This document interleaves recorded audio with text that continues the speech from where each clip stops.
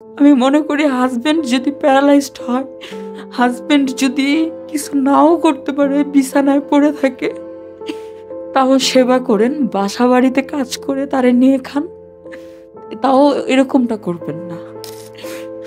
এখন মনে হয় আমি কেন মরলাম না? যারা পায়ের দিকে তাকায় কথা বলতে পারতো না, তারা এখন মারতো আসে। এখন বুঝতেছি যে ও যদি বেঁচে থেকে যদি 10টা বিয়েও করতো, তাও মনে হয় ভালো ছিল। কেন এই অনুভূতি? কি অত্যাচার? ওই অত্যাচারের থেকে এখনকার অত্যাচারটা খুব ভয়ঙ্কর। ও বাচ্চাদেরকে খুবই ভালোবাসতো, কখনো খালি হাতে ঘরে আসতো না। এই বাবা বাবা বলে ডাকা শুরু করছে পর থেকে, কেচে গেটের সামনে দাঁড়ায়, কখনো খালি হাতে আসতো না। ওদেরকে বলছে তোদেরকে দান করলাম, কিনে দিয়ে বলতেছে ওর চাচা এতিম বাচ্চাদের এতিম হিসাবেও তো মানুষ দেয়, বলতেছে তোদেরকে দান করলাম। তখন আমার ছেলে বলে এখানে আমার বাবার ভাগ আছে, আমার দাদার ভাগ আছে, আপনি আমাদের দান করবেন কেন? আমার মায়ের টাকা আছে। কয় কিচ্ছু নাই তগরে দান করলাম। আমার এমনও দিন গেছে এই গ্যাঞ্জামের আগে যে 2 দিন আমরা মা ছেলে না খেয়েছিলাম। আমার ছোট ছেলেটাকে পাশের বাসা থেকে খাবার দিছে। আমি চাই আমার বাচ্চাগুলোকে পড়াশোনা করে, তো অন্তত বড় ছেলেটা সবকিছুতে এক, তো আমি চাই আমার বড় ছেলেটাকে পড়াশোনা করায় মানুষ করতে। হায়াত মত আল্লাহর হাতে, কিন্তু যদি একটা সংসারের বাবা চলে যায়, স্বামী চলে যায়, সেই বাচ্চাদের কি হয়, সেই বউয়ের কি হয়? আমরা পুরুষ মানুষ সবসময় দায়িত্ব নিতে চাই, দায়িত্ব নিতে পছন্দ করি, কিন্তু যখন দায়িত্বটা নেওয়া সম্ভব না, ওপারে চলে যাব, তারপর আমাদের সন্তানদের কি হবে? যাকে ভালোবেসে ঘরে এনেছি, সংসার করেছি, সেই মানুষটা কেমন আছে? আজকের গল্পটা সেটা নিয়েই, একটু আবেগের গল্প, পাওয়া না পাওয়া, হতাশা, ঠকানোর গল্প। শেষ পর্যন্ত দেখতে অনুরোধ করব। আমাদের চ্যানেলটা সাবস্ক্রাইব করেছেন, করবেন, সেই জন্য ধন্যবাদ। আর আসতে চাইলে আমাদের শোতে হোয়াটসঅ্যাপ নম্বর দেওয়া আছে এবং ইমেল দেওয়া আছে, যোগাযোগ করে আসবেন। আরজু, এখন আমি কথাই শুরু করিনি, অথচ আপনি চোখ মুছছেন। কথাগুলো শুনে কান্না আসলো। কতদিন হয়েছে আপনার হাজবেন্ডকে আসে? আমার হাজবেন্ড মারা গেছে হচ্ছে 1 বছর 7 মাস চলতেছে। জুনের 22 তারিখে মারা গেছে, 2023 সালের জুনের 22 তারিখে। অনেক ভালোবাসতো। আমি বাসতাম, ও বাসতো, বাট মানে মরার আগে 2 বছর মানে খুব বাজে একটা সম্পর্ক হয়ে গেছিল আমাদের মাঝে। তো আপনাদের তো ভালোবাসার বিয়ে ছিল। হ্যাঁ, লাভ ম্যারেজ ছিল। ও আমাকে ছাড়া কিছু বুঝতো না। আমি এক রাত কোথাও থাকতাম এটা চাইতো না। আপনাদের এটা হচ্ছে মানুষের জন্য। সঙ্গ দোষ আসলে মানুষকে অনেক কি বলে, অনেক খারাপ করে। মানে সৎসঙ্গে স্বর্গবাস, অসৎসঙ্গে সর্বনাশ, এটাই সত্যি। মারা গেল কেমন করে? ফাঁসি দিয়ে মারা গেছে। হ্যাঁ, আর এটার জন্য আমাকেই দোষী করা হয়েছে এবং আমার নামে মামলা করা হয়েছে। তো নির্দোষ প্রমাণ হয়ে আসছি ইনশাল্লাহ। আপনার হাজবেন্ড মরে গেল, আবার আপনাকে দোষী করা হলো? হ্যাঁ, আপনি আমাকে হাজতে দোষী করা হয়েছে। আমার হাজবেন্ড মারা গেছে, এখন রাস্তায় রাস্তায় আমি হাঁটতেছি, কষ্ট আমি করতেছি, যেখানে আমি এসির নিচে ঘুমাইছি 1 ঘন্টা আগে, 1 ঘন্টা পরে হচ্ছে সরারদি হসপিটালে আমার হাজবেন্ডের লাশ নিয়ে। ওকে, ওই ওই দিনটার কথা বলেন তো বোন। আমি ওই দিনটার কথা বলবো যে ওই দিনের আগের থেকে আমি বলি যে রোজা আপনার 2023 সালের রোজা এপ্রিল মাসে হয়েছে। তো আমার মা মারা গেছে 2013 সালের 13ই এপ্রিল। তো 13 এপ্রিল আমি একটু ভোলা গেছি আমার ফুপুর বাসায়।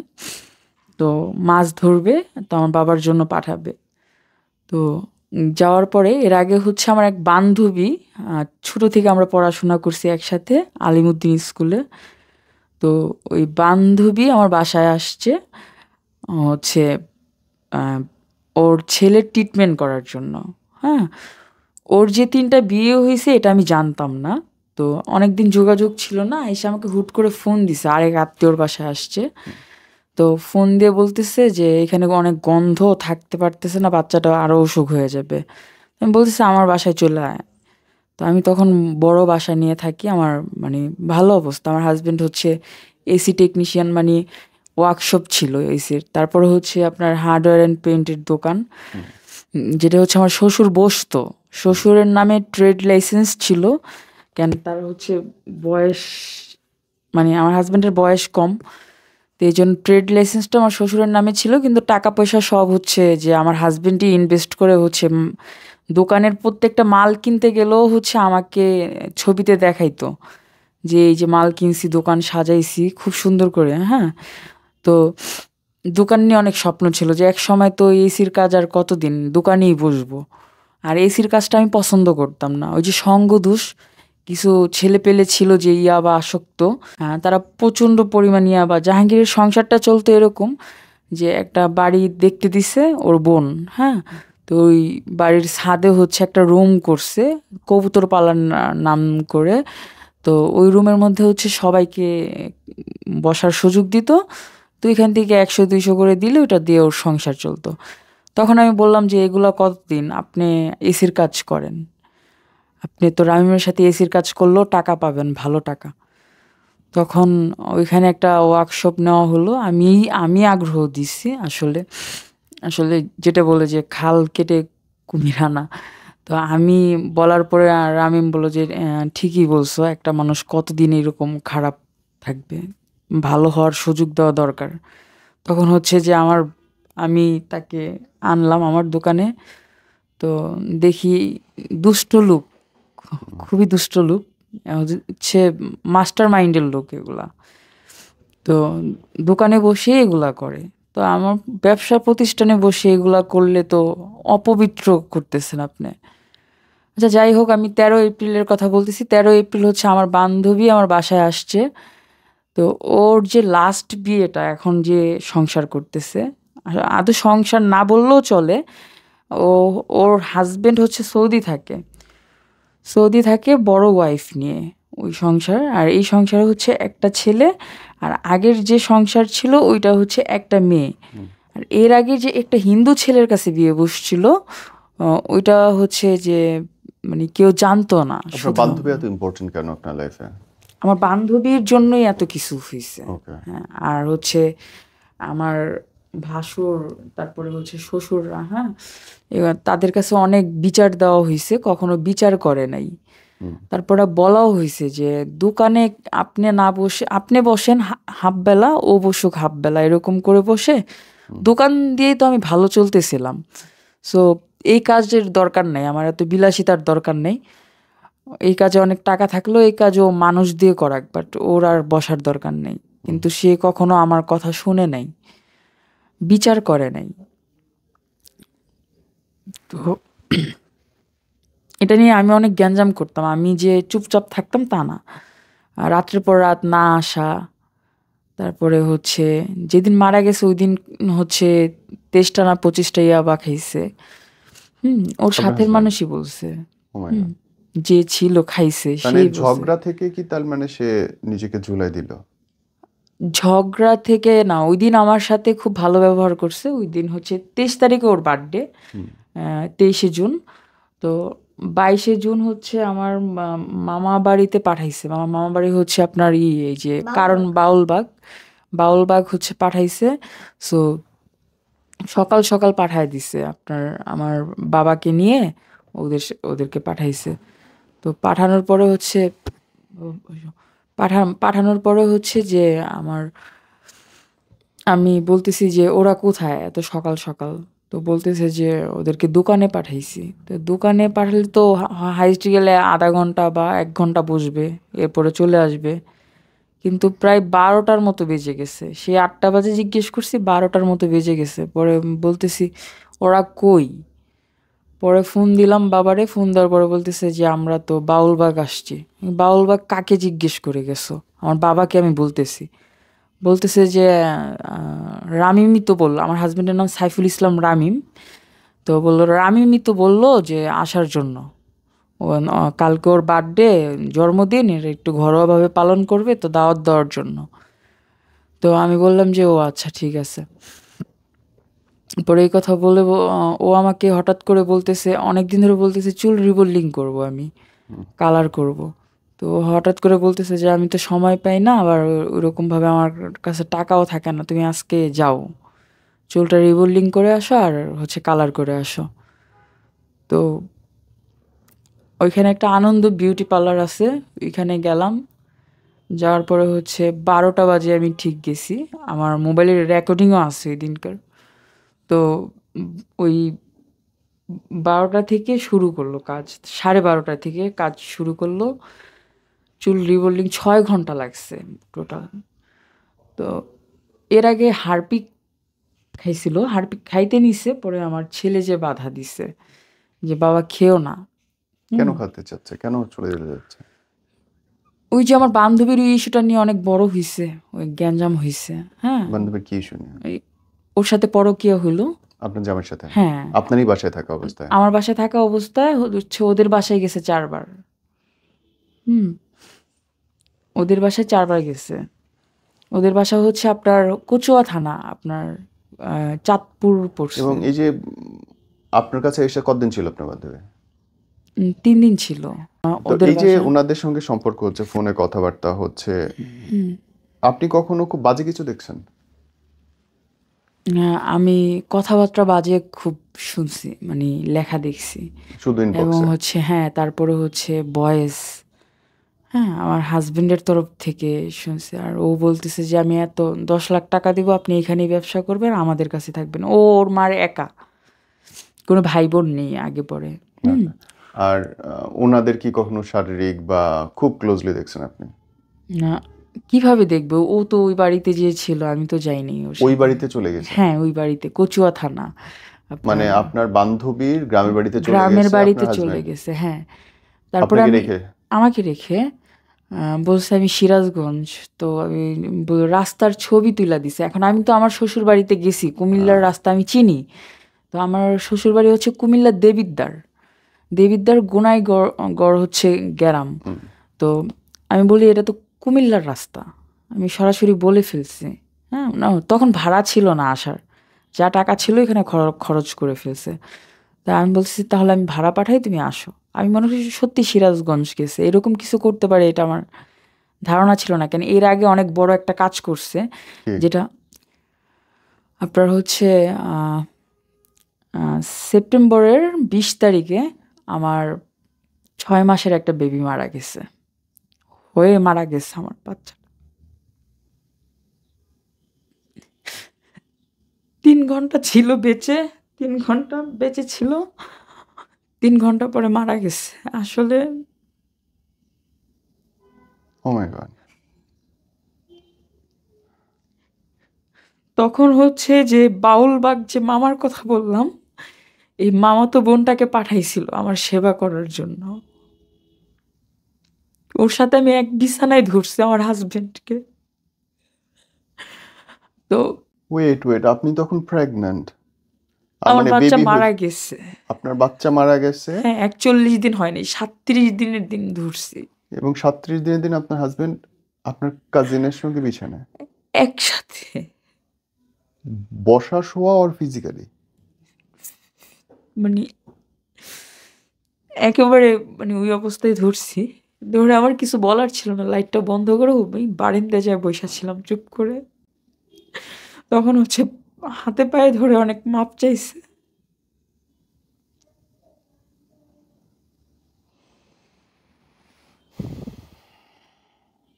আপনার বাচ্চার তখনও কবরের মাটি শুকায় নাই?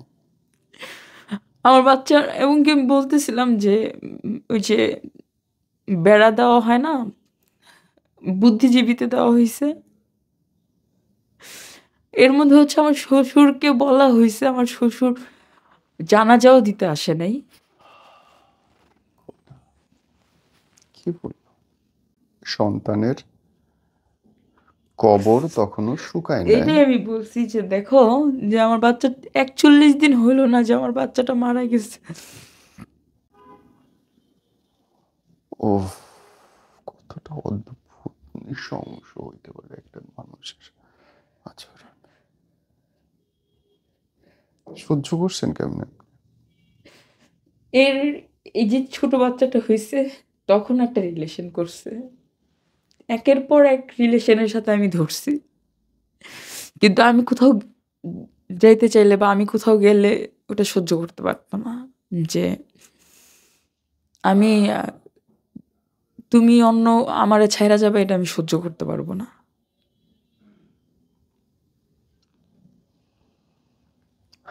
আমি জানি না আমি কি বলবো। আমি আসলে ভাষা হারাই ফেলছি। কোনো পুরুষ, কোনো মানুষ যে এরকম করতে পারে। আসলে এগুলা বলতেও চাই নাই আমি, কিন্তু আমি লাস্ট পর্যন্ত আমার ভাসুরের হাতে মার খেয়ে, মানে ভাসুরের হাতে এমনভাবে মার খাওয়া, এটা আমার আশা ছিল না। ভাসুর আপনাকে মারছে? এমনভাবে মারে নাই। আমি আপনাদের কাছে তো দেখাবো। আমি না পারতে আমি আপনার সাথে যোগাযোগ করছি যে ভাই আমি আসবো। আপনার ভাসুর আপনাকে মারছে? আমি লাস্ট পর্যন্ত স্টেপ নিছি। আমার বাবাকে আমি বৃদ্ধাশ্রমে রেখে আসছি, এই যে আমান, আমান এখানে আমান গ্রুপস থেকে, যে বাবা বৃদ্ধাশ্রমে থাকুক। ভাইয়া আপনার বাবাকে বৃদ্ধাশ্রমে রেখে আসছেন? রেখে আসছি আমি। 18 বছর বিদেশ করছে আমার বাবা। 18 বছর বিদেশ করছে আমার বাবা। আমাকে 7 বছর বয়স থেকে ট্রেনিং দেওয়া হচ্ছে। মার্শাল আর্ট শেখানো হইতে, গান শেখানো হইতে, সবকিছু। আমরা কখনো না শব্দ শুনি নাই বাবার কাছ থেকে। তবে আমার বাবা বিয়েটা মানতে চায় নাই, অনেক করছে। তো আমার আম্মুর কিডনি ড্যামেজ হয়ে গেছিল ওই মুহূর্তে, যার জন্য আম্মুর জন্য সবকিছু মেনে নেওয়া। আমার ভাইয়াও মেনে নিতে চায় নাই। মাই গড! আমার মাথা ঘুরছে আপনার কথা শুনে। এই যে এত ঘটনা দেখতেছেন, এতভাবে ভিকটিম আপনি, অথচ আপনাকেই ফাঁসায় দিল আবার। আপনিই মাইর খাচ্ছেন এখনো। এখনো আমাকে খুনি বলে। আমি যখন এই পরিস্থিতিগুলো মানে আপনার দেখছি, হাজবেন্ডের খুনি বলে? হ্যাঁ, যারা দেখছে, যারা জানে শুনে, তারা তো না, ওরাই বলে। ওদের কাছে এত বিচার দেওয়ার পরও। আমাকে ওইটুকু বলেন তো, ওই দিন আপনি কেমন করে বাসায় ফিরলেন? বাসায় ফিরে কেমন করে দেখলেন যে ও আচ্ছা, এর আগে আমি 450 হচ্ছে ওষুধ খাইছি। কে? আমি 450 হচ্ছে খেয়েছি, কোন ঘটনার প্রেক্ষিতে? এই যে আমার বান্ধবীর জন্য, যা আমি আর বাঁচতে চাই না। এরকম অনেক খাইছি, খেয়ে ফেলছি এই বাবুটা পেটে থাকতে। আমি অনেকবার স্টেপ নিছি, কিন্তু আমি একবারও মরতে পারি নাই। ব্যাড লাগছে, আমি মরতে পারি নাই।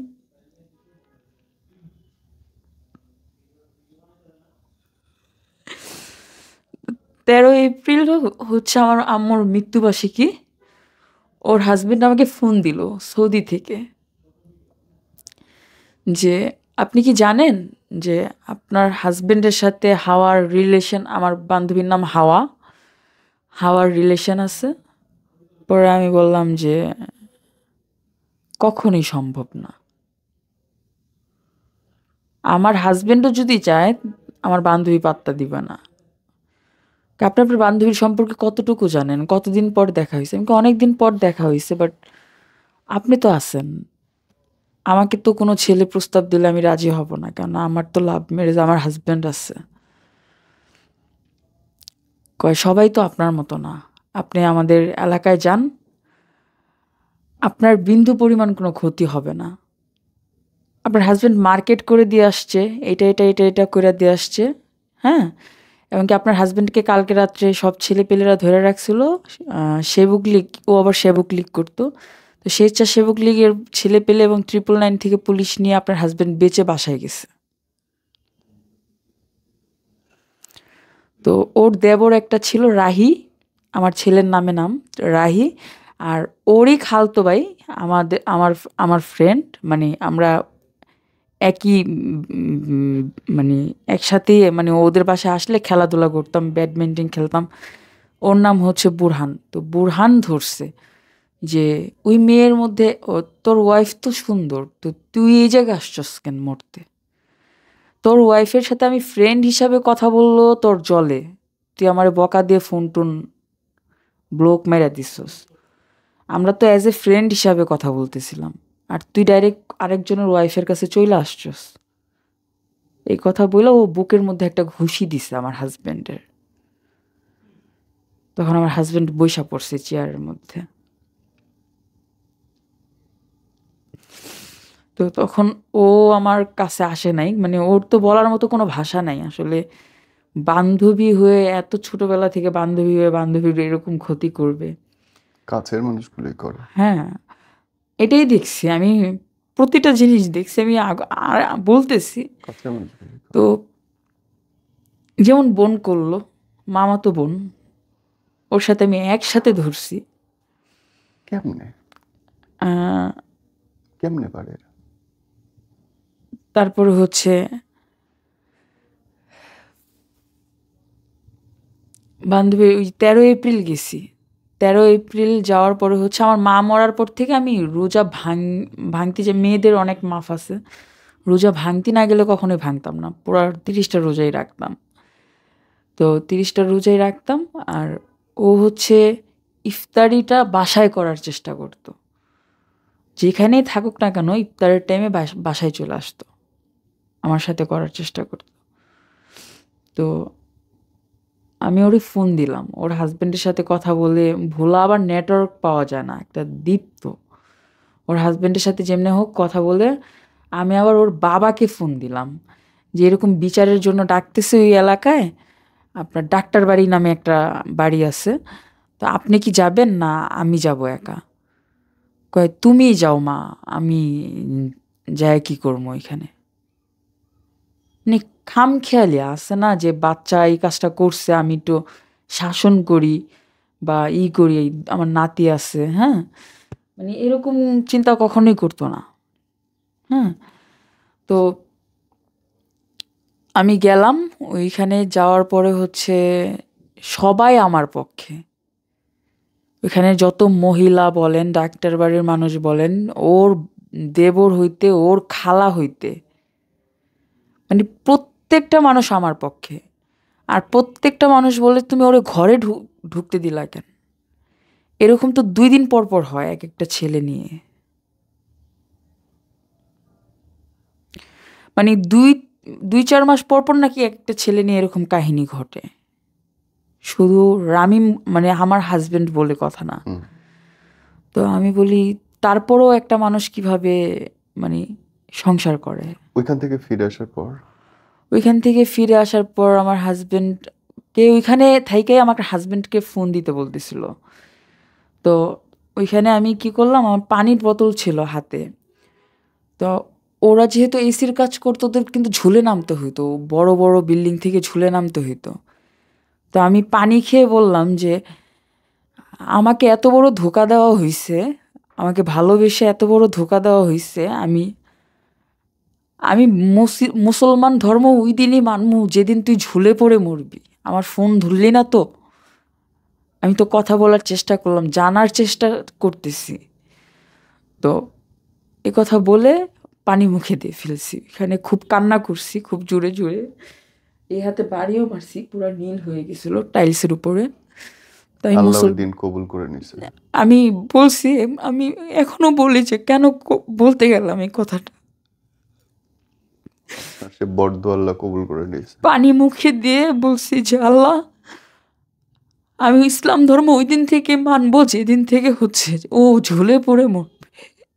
আর সহ্য হচ্ছে না তো, একের পর এক মেয়ে, একের পর এক মেয়ে, এত মেয়ের কথা।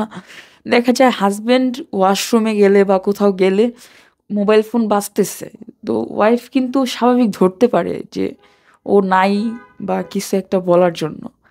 আমি ফোনটা ধরেই একটা মেয়ের বকা শুনতেছি। তো এগুলো নিয়ে প্রতিবাদ করলে হাতে পায়ে ধরে কান্নাকাটি করে বলতো যে তুমি তো তুমি আমার, আবার মোবাইলের নাম্বার সেভ করে রাখতো আমার রাজ্যের রানী, তুমি তো তুমি। মানে এইটা এইটা কেমন ভালোবাসা যে আমি আরো তুমি 10 জনের সাথে প্রেম করবা? তুমি 10 জনের সাথে করলে তো আমি একজনের সাথে করতে পারি। আপনি করছেন কখনো? আমি বলছি এটা ওকে। করছেন কখনো? আমি করছি বিধায় হচ্ছে আমি লাস্ট পর্যায়ে যখন আমার বান্ধবীর এটা হইল, তখন হচ্ছে যে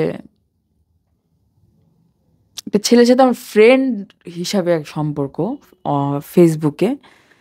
তো ফ্রেন্ড হিসাবে মানে জাস্ট ফ্রেন্ড হিসাবে সম্পর্ক। কথা বলছেন শুধু? হ্যাঁ, কথা বলছি। দেখা করছেন?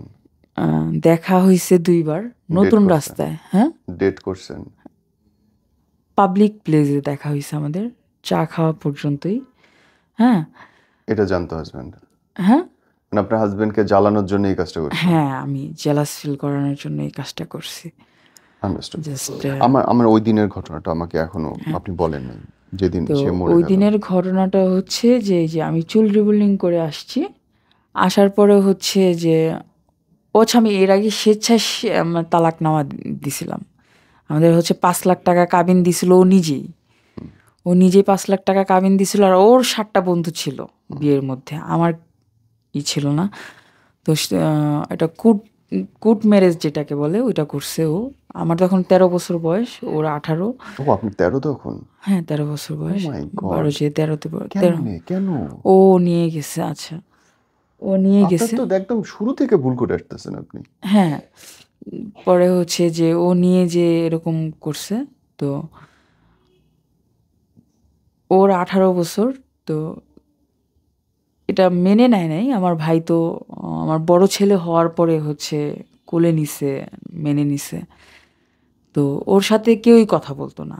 আর আমার চাচারা কিন্তু আমার সাথে এখনো কথা বলে না, কেউই। তো ও পরে আমাকে হচ্ছে যে ওইদিন বলল যে আমি আসছি, আসার পরে খুব ক্লান্ত, 6 ঘন্টা বসেছিলাম। আর হচ্ছে নিরাময়তে ডাক্তার জালালউদ্দিন আছে, ওনার কাছে আমাকে ট্রিটমেন্ট করতো। মানে আমার মানে এমন পর্যায়ে চলে গেছিলাম যে আমি পুরো মাথা নষ্ট। মানে সারাক্ষণ টেনশন করতাম যে কি হইতেছে, কি হবে, এটা শেষ পরিণতি কি। আজকে ও ইয়াবা খাইতেছে, কালকে আমার ছেলেরা খাবে, আমার ছেলেরা ওই রাস্তায় যাবে। আর একটার পর একটা পরকীয়া। আবার আমাকেও ছাড়তেছে না। আমি আমার শ্বশুরকে ডেকে বলছি যে বাবা, আমি আমি আমাকে ছেড়ে দিতে বলেন। আমি কাবিনের টাকা চাই না। আমার বাবা যে টাকা পায় ওই টাকা থেকে আমাকে টাকা দেন, আমি বাহিরে চলে যাব, যে কোনো দেশে চলে যাব আমি। হ্যাঁ, তাও আমি সংসার আর করব না এই লোকের, এরকমভাবে বলছি। তো ও বলতেছে আচ্ছা তুমি আমাকে ছেড়ে দিতে চাও, আমি একেবারে ছেড়ে দিব তোমাকে। তো একেবারে ছেড়ে দেওয়ার মানে যে এইটা, সেটা আমি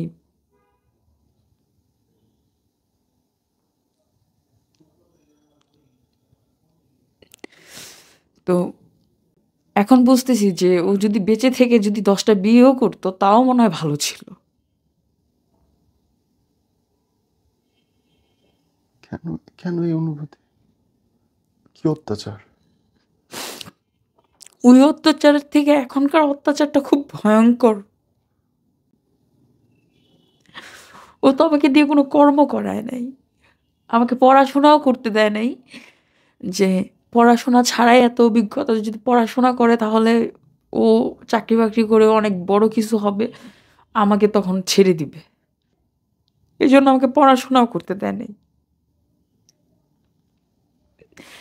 আমার বাবা উন্মুক্ততে ভর্তি করছিল আমাকে। ওইখানে যে হচ্ছে জানালার সাথে দাঁড়ায় থাকতো, আমি কোনো ছেলের সাথে বসছি কিনা, বা আমি কারোর সাথে কথা বলতে পারবো না, সরাসরি চলে আসবো বাসায়। ওর সাথে ও নিয়ে যেত, ও নিয়ে আসতো শুক্রবারে। তো খুব ভালো সম্পর্ক ছিল আমাদের, খুবই ভালো সম্পর্ক। আমি রান্না করতে পারি না, আজও রান্না করতে পারি না। ও রান্না করেও আমাকে খাওয়াইছে। আমার মা মারা যাওয়ার পরে আমার বাসায় আসতো, আমার বাবা তখন কাতার থাকে, আসতো যাইতো, তখন রান্না করেও খাওয়াইছে। আমার ভাইয়াও রান্না করে খাওয়াইছে। তো এই যে যে মানুষগুলাকে আমি কর্মে ঢুকাইতে বলছি, এই মানুষগুলোই হচ্ছে আমার কাল হয়ে দাঁড়াইছে। ওই যার কথা বললাম, আমি আমি চাই না এখানে কোনো কিছু হাইড করা হোক। আমি ডাইরেক্ট বলতেছি, ফোনের সাথে আমি কথাবার্তা বলা শুরু করলাম প্রচুর পরিমাণ। ও রাতের পর রাত আসতো না, বলতো আমি কাজে আছি। আদৌ কাজে নেই, টাকা দেয় না ঘরে ঠিক মতো, খাবার খরচ নাই। মানে যে মানুষ প্রতিদিন 700-800 টাকার ফুড পান্ডায় খাবারই অর্ডার দিত, সে মানুষ হুট করে হচ্ছে বাজারটাও ঠিক মতো করে না। এতটাই চেঞ্জ হলো। তো ওই অনেক কথা বলা শুরু করে দিলাম ওই ছেলের সাথে আমি। তো অনেক কথা বলা শুরু করে দিলাম। তো আমিও হচ্ছে Arzoo fashion house and cosmetics একটা পেজ ছিল, টুকটাক ব্যবসা করতাম। তো আমার টাকাটা হচ্ছে আমি জমাতাম, কিছু কিছু করে জমাতাম। পূর্ণিমার আলো নামে একটা আছে এখানে, সমিতি। তো এখানে জমাতাম। তো অনেক টাকাই জমাইছিলাম। তো ও আমার কাছ থেকে মানে মারা যাওয়ার কিছুদিন আগে 30,000 টাকা নিছে। তো 5,000 ফেরত দিছে, আর 20,000 টাকা 25,000 টাকা হচ্ছে যে বলছে পরে দিবে, ঈদের পরে দিবে, এরকম কথা ছিল। তো যেদিন মারা গেছে ওই দিন ওই ছেলেটাকে প্রচুর পরিমাণ ফোন দেওয়া হয়েছে। আমার কথা হয়েছে যে যদি তোমাকে ফোনই দেওয়া হয়, হ্যাঁ, তুমি আইসা বলতে পারতা যে আমরা অ্যাজ এ ফ্রেন্ড হিসাবে কথা বলি, আমাদের মধ্যে আর কিছুই নাই। হুম। তো ওই ছেলে আরো উল্টাপাল্টা বলছে। মানে আপনাকে নিয়ে খারাপ কথা বলছে? হ্যাঁ, উল্টাপাল্টা বলছে। হ্যাঁ, আমার সাথে রিলেশন আছে, হ্যান ত্যান, মানে যেগুলো হয় নাই এগুলো বলছে। হুম। যার জন্য হচ্ছে যে আজকে আমার এই অবস্থা। তো ওই ছেলে এগুলা বলার কারণে ওই ছেলের কাছেও আমার মোটামুটি কিছু টাকা পাই। মানে আছে না বন্ধুদের মাঝেও বান্ধবী 500 টাকা দিয়ে 1,000 টাকা দিয়ে এরকম করতে করতে অনেক টাকা নিছে, 30,000 টাকার মতো নিছে সামথিং। তো ওই ছেলেও হচ্ছে যে আমার হাজব্যান্ডকে আরো মানে উস্কানি দিছে যে আমার সাথে রিলেশন আছে, হ্যান ত্যান। তো আমার হাজব্যান্ডের যেরকম আমার প্রতি একটা বিশ্বাস ছিল, ওর প্রতি আমার যেরকম একটা বিশ্বাস ছিল ভেঙে গেছে। আমার হাজব্যান্ডেরও আমার প্রতি বিশ্বাসটা ভেঙে গেল। আমার কথা হচ্ছে যে ও আমাকে কয়েকবার জিজ্ঞেস করছে, আমি বলছি যে না, এরকম না।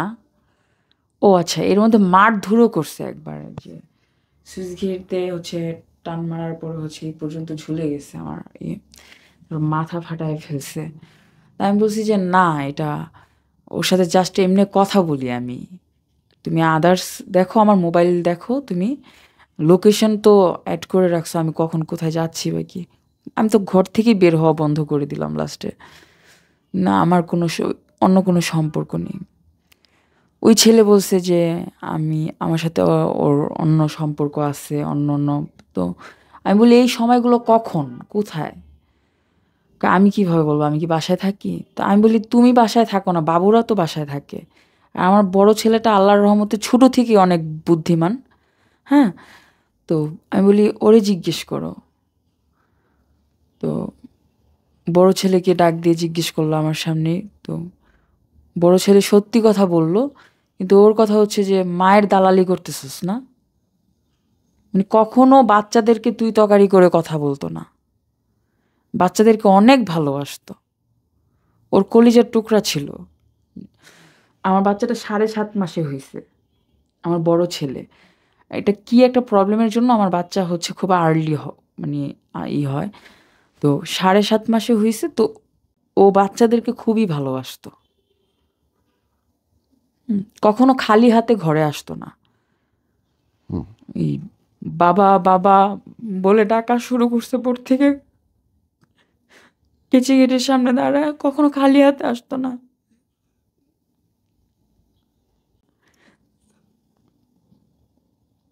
বাচ্চাদেরকে অনেক ভালোবাসতো। তো লাস্টে হচ্ছে এই যে রোজা 13 এপ্রিল রোজার কথা বললাম, যে বাচ্চাদের সাথেও খুব রুড বিহেভ শুরু করছে। বাবা শপিং করতে যাবা না? কিসের শপিং? যা এখান থেকে। ওদের জন্য শপিং করে নিয়ে গেছে, ওর জন্য 2টা 3 পিস, বরকা, ওর বাচ্চাদের জন্য কাপড় চোপড়, হাওয়া। ভালোবাসা হাওয়া হয়ে গেছে।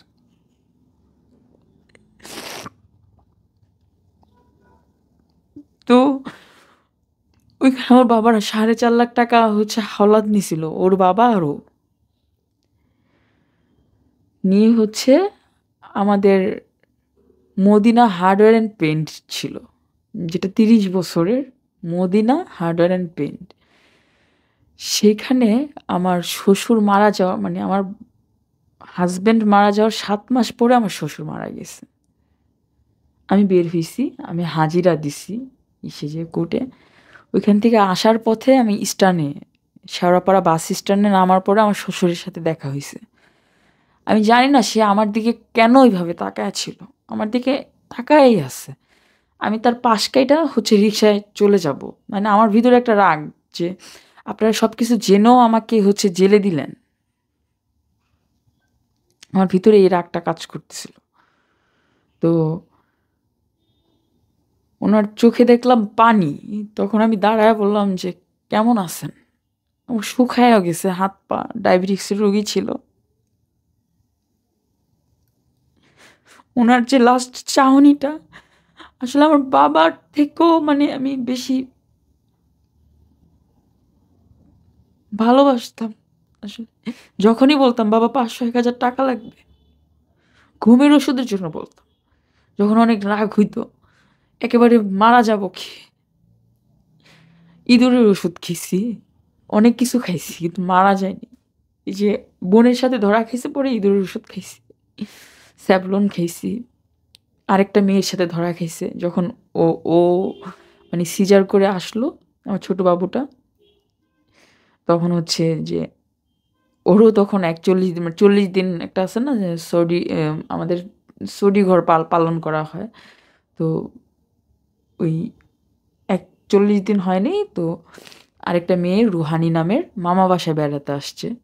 ওই রুহানির সাথে মানে ছাদে যেয়ে ডেট, তো ফোনে আমি ধরে ফেলছি এটা। ধরার পরে হচ্ছে আমি স্যাভলন খাইছি। তো আমার শাশুড়ি বলে যে এই মেয়েটা যে কবে মারা যাবে আল্লাহ পাক জানে। আর শাশুড়ি সাদা সিধা, আবার বলে না জাতে মাতাল তালে ঠিক, একটা কথা আছে না, মানে বাচ্চাদেরকে কখনো মারে না, শাসন করে না, সে মানে পারে না এটা।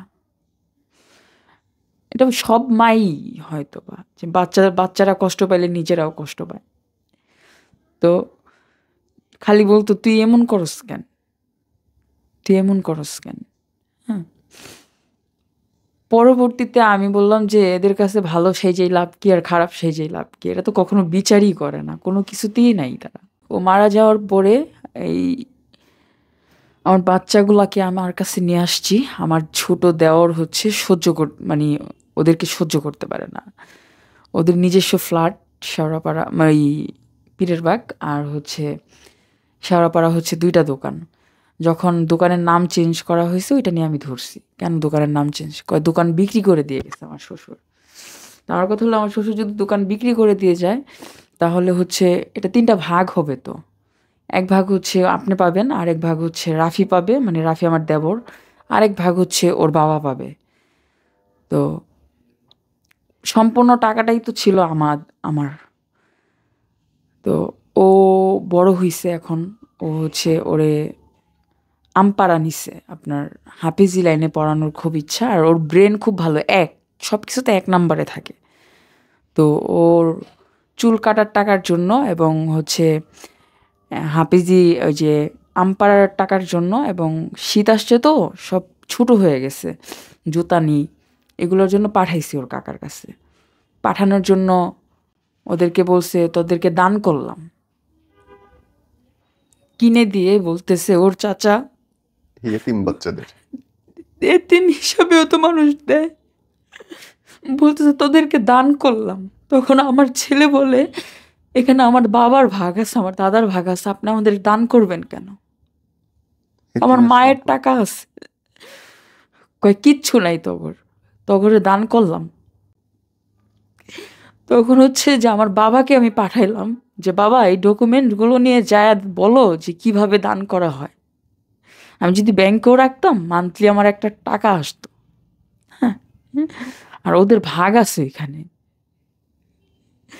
তো আমার বাবা যাওয়ার পর আমার বাবার গায়ে হাত দিছে, একটা চা দোকানদার সামনে, যাকে আমার হাজবেন্ড দেখতে পারতো না, বাবা মার সাথে বেদবি করতো, বাবাকে মারতো, আরিফ নামের। হ্যাঁ, তো বাবাকে মারতো। ও তো বাবা মার ভক্ত ছিল, খুবই ভক্ত ছিল বাবা মার। তো বাবাকে মারতো বিধায় ওই চা দোকানদারকে দেখতে পারতো না। ও নাকি আমার বাবাকে বলে, তোর মেয়ে একটা খানকি, তোর মেয়ে হাজবেন্ডকে মেরে ফেলছে। তখন বাবা চলে আসছে, আমার বাবার গায়ে হাত দিছে, বাবা প্যারালাইজড, কোনো রকম লাঠিতে ভর দে। তখন আমি গেছি, খুব নর্মালি গেছি। তো যাওয়ার পরে আমি বললাম যে, আপনি কি আমার সাথে ছিলেন আমি যখন মারছি? আমি যদি খুনি হই তাহলে কোর্ট আমাকে জামিন দিল কেন? আমার জামিন করতে তো আহামরি কোনো টাকা লাগে নাই, মাত্র 10,000 টাকা উকিলকে দেওয়া হয়েছে। হ্যাঁ, তাও 6,000 টাকা দেওয়া হয়েছিল, বের হয়ে বাকি টাকা আমি দিছি। এর মধ্যে হচ্ছে ফার্নিচারগুলো, আমার বাসার যাবতীয় ফার্নিচার, একটা 11 বছরের সংসারে তো কম ফার্নিচার থাকে না, আমার এসি থেকে শুরু করে সব সব নিয়ে গেছে। হ্যাঁ, আমি শুধু স্যান্ডেল আর এক সেট কাপড় পরা বের হয়েছিলাম, আমার কিচ্ছু ছিল না।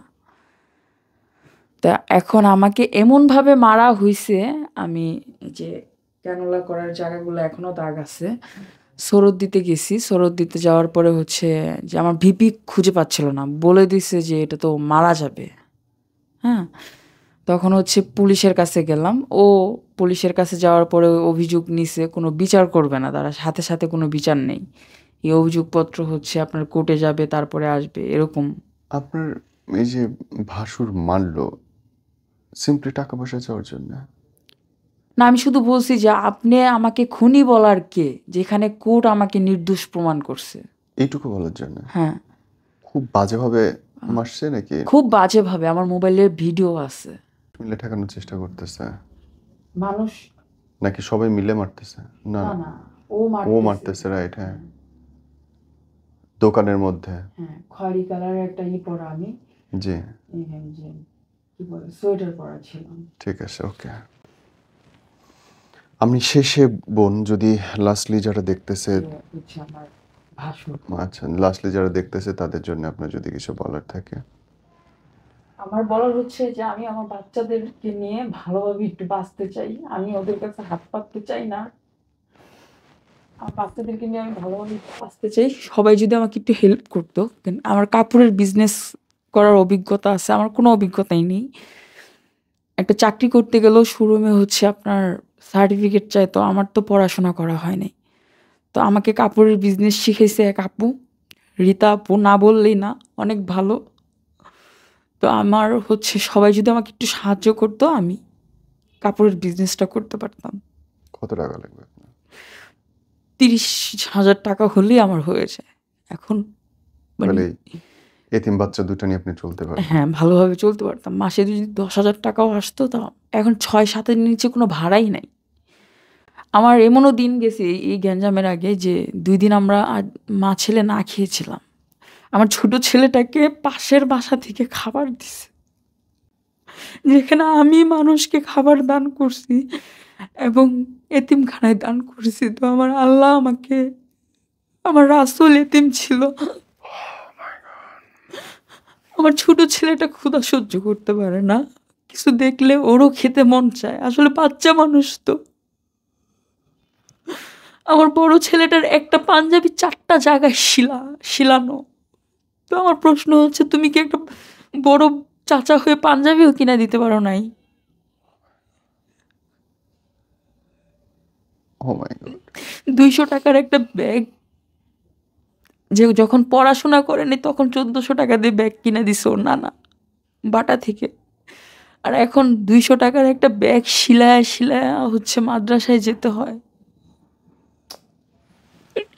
আমার ছেলে কোচিং করে না, কিছু করে না, ও নিজে পড়ে, নিজেই 1 নাম্বার হয় সব কিছুতে, নিজে থেকে সব। ঘরের সম্পূর্ণ কাজ আমার ছেলে করে। আমি অসুস্থ, আমি প্রচুর অসুস্থ, মিনি স্ট্রোকও করছি আমার হাজবেন্ড মারা যাওয়ার পরে। কেন আমাকে এইভাবে যে মারছে, পিছে থেকে চুল টান দিছে, এটার জন্য মাথায় অনেক মানে ক্ষতি আঘাত। হয়েছে। বোন, আপনার মোবাইল নম্বর বা ফোন নম্বর, বিকাশ বা ফেসবুক যে কোনো কিছু বলতে চাইলে বলেন। আমার বিকাশ নাম্বার হচ্ছে আপনার 0185 980 8290। আবার বলেন। 0185 980 8290। ইনশাল্লাহ যাদের ব্যবসা আছে বা জাকাতের টাকাও যদি দিতে চান, দুটো এতিম বাচ্চা, আমি চাই আমার বাচ্চাগুলোকে পড়াশোনা করাতে। মাইক নিয়ে বলেন। আমি চাই আমার বাচ্চাগুলোকে পড়াশোনা করাতে, অন্তত পক্ষে বড় ছেলেটা সব কিছুতে এক। তো আমি চাই আমার বড় ছেলেটাকে পড়াশোনা করায় মানুষ করতে। আপনার হাজবেন্ড কি আপনার ঘরেই? না, আমার বাবার রুম ছিল হচ্ছে 2টা। না, আমি ছবি দেখেন না আমাকে, ছবি দেখেন, শুধু বলেন যখন আপনি দরজা খুলে না, ঢুকলেন। মারা যাওয়ার ছবি না, আমি বেঁচে থাকার অবস্থার ছবি। যে দোকানে, ও আচ্ছা, বলা হয়েছে যে আমার হাজবেন্ড নাকি 10 বছরও একবার দোকানে বসে নাই কখনো। তো আমার কথা হচ্ছে যে এগুলা কেন বলবে, ফাও কথা কেন বলবে? আমার হাজবেন্ড দোকান সাজায়ও হচ্ছে আমাকে কল দিত যে মনি দেখো দোকান সাজাইছি। মনি বলে ডাকতো, আমার নাম আরজু, আরজু মনি, শর্ট নিক নেম। তো মনি বলে ডাকতো, মনি দেখো আমি দোকান সাজাইছি। হ্যাঁ। তো আমার হাজবেন্ড আমাকে রান্না করে, মানে আমার ভাসুরের বউর অনেক হিংসা ছিল। আমার হাজবেন্ডের মতো কেউ না ওই ফ্যামিলির, মানে আমার শ্বশুর আর হাজবেন্ড একদম ভিন্ন ছিল। তো এই মোবাইলটা ও কিনে দিয়ে গেছে। ও ও ওর বোন, একটা মেয়ে স্বামী সহ আর স্বামী ছাড়া খুব পার্থক্য। ও আসলে যখন ছিল আর ও যখন ছিল না, তোমার লাইফে কি খুব, তোমার লাইফটা কেমন হয়েছে অ্যাকচুয়ালি বোন? এখন মনে হয় যে আমি কেন মরলাম না। এখন মনে হয় আমি কেন মরলাম না। যারা পায়ের দিকে তাকায় কথা বলতে পারতো না, তারা এখন মারতেও আসে।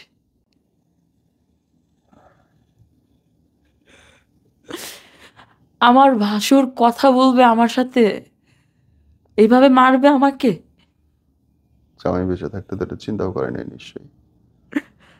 আমার হাজবেন্ড আগুন ধরায় দিত ওই দোকানে, যে দোকানের জন্য আমি মায়ের খাই। আমার হাজবেন্ড শত খারাপ থাকলেও হচ্ছে আমাকে কখনো প্রোটেক্ট কারো কাছে করতো। নিচু নিচু হইতে দিত না। ও আমাকেই ভালোবাসতো। যে ফিরোজ বললাম না, কর্মচারী, ও এখনো মাঝে মধ্যে কান্না করে নাকি আমাদেরকে নিয়ে। যে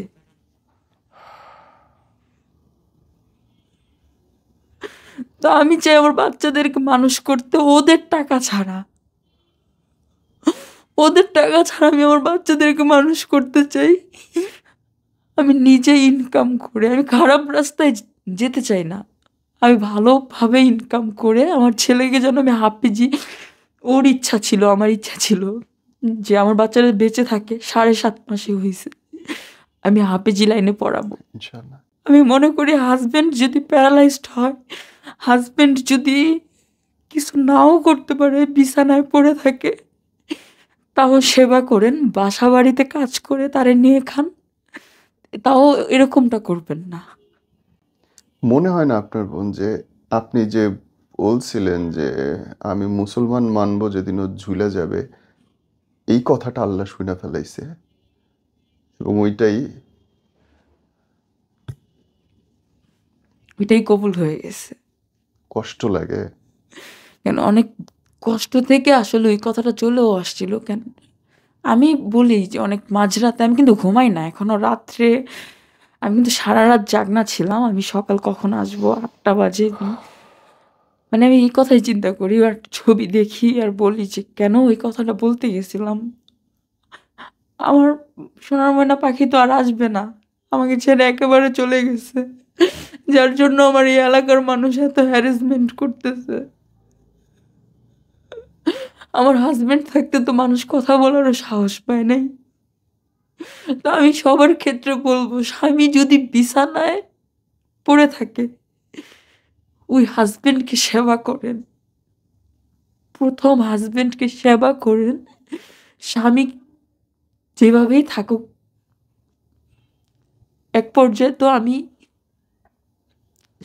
মানে বলছিলাম যে আমি বিলাসিতা চাই না, আমার টাকা পয়সা কিচ্ছু লাগবে না, তুমি আমাকে প্রতিদিন না খাওয়াইতে পারলেও তুমি একদিন পর একদিন খাওয়াবে, তাও এই এসির কাজ ছেড়ে দাও শুধুমাত্র এই ইয়াবা খাওয়ার জন্য। ইস, তো আমি বলবো যে যারা এগুলা করতে চায় এগুলা করবেন না অবশ্যই, অভিশাপ দিবেন না। মন থেকে অভিশাপ দিলে আল্লাহ তাআলা কিন্তু মেয়েদের কথা কবুল করে। তো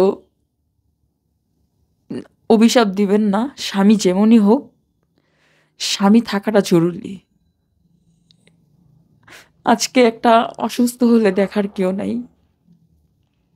বাচ্চার মাথার উপরে ছাতা নাই, আপনার নিরাপত্তা নেই, তো দিন শেষে আমার বাচ্চাদেরকে বললে আমি কি তোর বাপ লাগি তোদেরকে খরচ দিব?